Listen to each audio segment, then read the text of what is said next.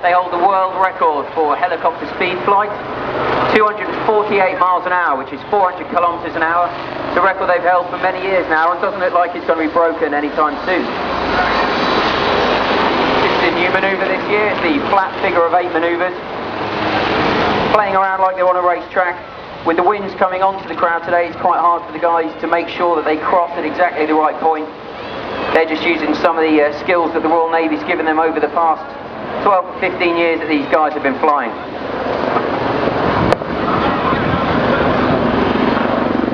So once they set themselves up on crowd centre here, AJ will be forming up behind Dave, setting themselves up for a manoeuvre called the swing boat.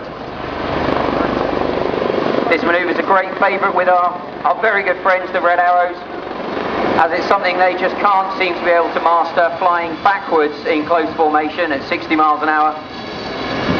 One day, fellas, one day. So there we go, using the tail ropes again. Dave, closest to you. They're going to accelerate forwards into the wind. Pushing forwards, holding the acceleration to about 60 miles an hour.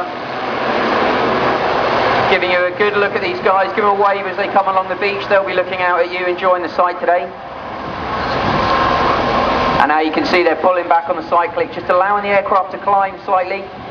And they'll leave it there before it will fall backwards out of the sky, accelerating rearwards along the display line. It's a very hard manoeuvre for these guys to carry out as they act very much like a weathercock with their tail, trying to turn out of the wind.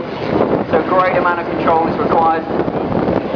Obviously for half the time as well, Dave can't actually see where AJ is, so great communications needed from his observer in the left-hand seat.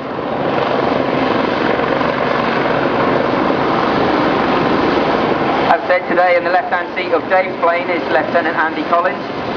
He was actually in a travelling circus. He was a sword swallower before he joined the Navy. So keeping that tight formation, they're now pushing forward on the cycling.